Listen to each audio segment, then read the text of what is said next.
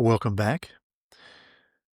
Today we're going to talk about anxiety in your addiction, and particularly alcohol addiction. My name is Michael Gregory. I've spent the last 25 years immersed in the field of addiction, neuroscience, mind transformation. I have degrees in applied science. I was a Chinese medicine practitioner. I have a degree in philosophy. And for 15 years, I've been specialising in addiction recovery.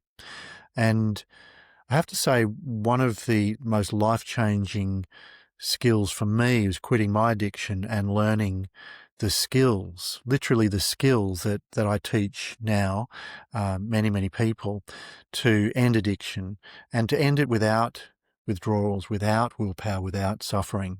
So in this video, I'm really going to focus on anxiety, and we're going to talk about anxiety in three different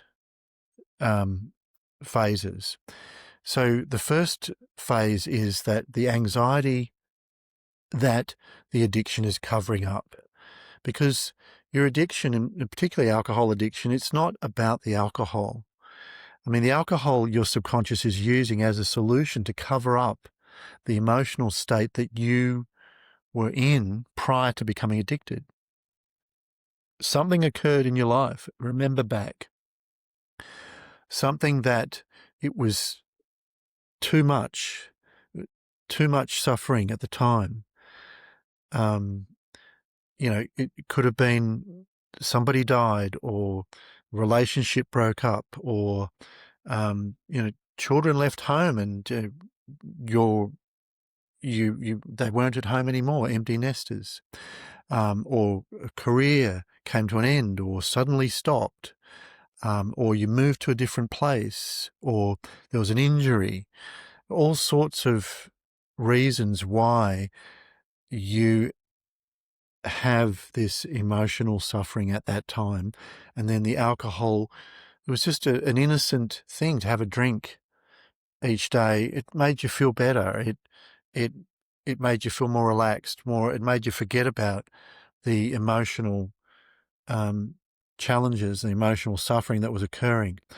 And I'm going to call this emotional suffering a state of being, because that's what it is. It's sensations, it's thoughts, it's memories of what occurred, and it's the emotional reaction to that the alcohol is kind of soothing in a way, because your conscious mind at the time didn't know how to deal with it, and the alcohol came along, and on every day it kind of soothed you and gave you relief from that. And so often what happens with addiction is that state of being, that emotional trauma or unresolved emotion, has remained unresolved. And whenever another similar emotion or is experienced, it triggers this old unresolved wound. It touches that wound, and alcohol is used again to cover that up. So that's a kind of an anxiety. There's often an anxiety around that wound being exposed. There's a fear about that wound being exposed. There's a resistance.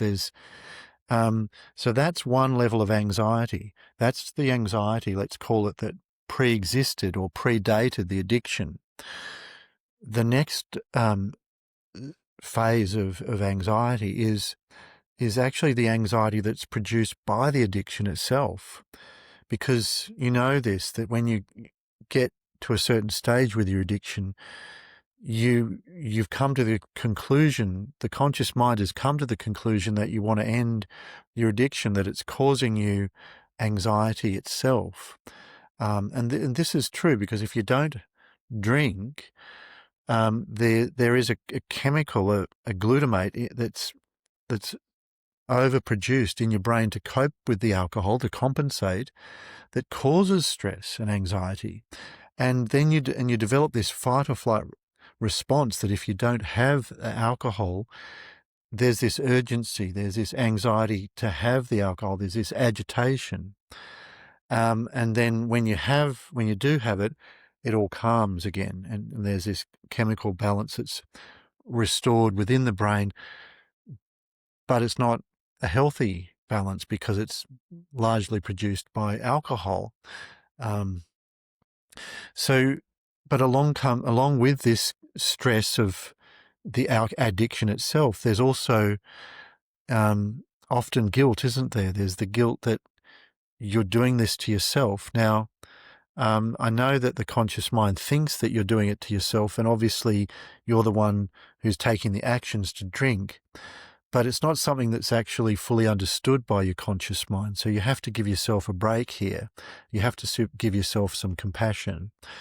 It's your subconscious that's coming in and taking over and, in a sense, forcing you to drink, mainly because the subconscious is trying to help you. It doesn't know any other way. Your conscious mind doesn't have a solution either. So, but there's your conscious mind knows that you're doing this, doesn't understand. There's a lot of confusion about continually doing something out of control that you know that you don't want to be doing. You know that it's harming you. And this confusion as to why am I doing this to myself? And this forms a kind of an anxiety, a kind of stress. And there's the guilt around that, particularly if this addiction is affecting other people in your life. Your kids, your grandkids, or your loved ones and your friends. And so you tend to then isolate. And the isolation itself becomes a kind of a stress, doesn't it? So, and this is all to do with the addiction itself, this stress, and of course, then there can be the shame around all of that too, because you can have memory loss, and you just you have this guilt and shame. What did I do? What did I say?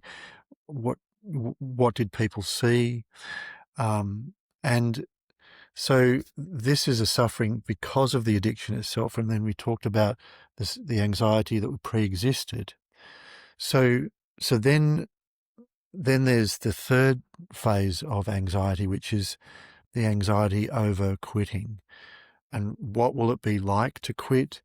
Can I quit? There's the doubt that maybe I can't quit. Maybe there's something wrong with me. Maybe I have a disease for life, which is unfortunately something that's propagated by authorities in some institutions. But I totally disagree with that. It's just because they don't understand that you can actually completely transform your mind back to the mind where you don't have an addiction, where there is no cravings, where everything is rebalanced. But so this anxiety of this third phase is literally about the future. It's what will it be like not to drink? Will I be okay because I can't remember what it was like? Will I be able to function socially if I don't have a drink? Will I still be able to hang out with my friends? And will I have a good time if I'm not drinking and they are? And of course, then there's the stress or anxiety that's caused when you have attempted to quit in the past and it hasn't worked and you felt demoralized and defeated. And so then that comes up when you think about quitting in the future. So you've got these, three phases of anxiety, and they are all occurring in the present, aren't they? Because we've still got the unresolved emotion or trauma from before the addiction started, why the addiction started. We've got the anxiety and stress because of the addiction, and we've got the anxiety and stress when you try or think of quitting. And it's too much. And this is why I'm here. This is what I've dedicated my life to helping you out of this suffering. I really, really feel for you. I know what it's like because, I was there. I'm sure I wasn't in the worst place. I mean, I've met people that were in a much worse place, but I have helped many, many people through this. In fact, there was a video I did a couple of weeks ago where I interviewed Denise, who had quit 40 years of addiction. And at the time when I met her, she was drinking a litre of vodka a day. So you can go back and look at that one if you like. But look, I just want to say that there is a way where all of this can be resolved. We don't need to fully resolve all of the past unresolved emotion and trauma, but we do need to handle it. We do need to become aware of it to some extent, okay? And of course, we have the anxiety and the stress and the emotional suffering around the present addiction. But what I can advise for that is to, just in a sense, give yourself some grace, give yourself some space, some understanding that nobody's really taught you how to do this.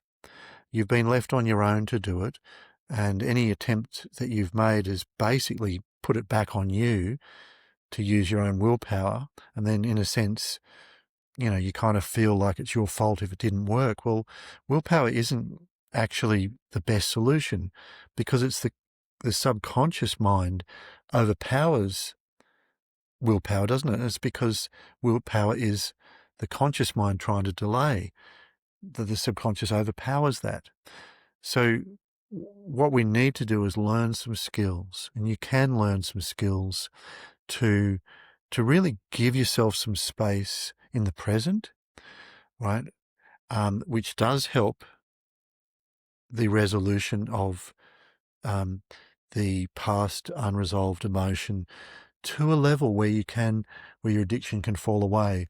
And of course, the same skills help you go through the quitting process without withdrawals. So it's totally possible. You don't have to keep suffering, believe me. And I really encourage you to watch more of my videos, and also to make contact if you like, because this is what I'm here for, to help. And I do have a masterclass you can watch. There's a link in the description where you can understand more of the process. And I really do hope that you continue to watch these videos, and at some point either quit and let me know, or if you've got any questions, please put them in the comments. I answer every one. Or maybe I even start to work with you personally. But whatever the case, I wish you the best of luck, and I hope to see you in the next video at least. Okay, bye for now.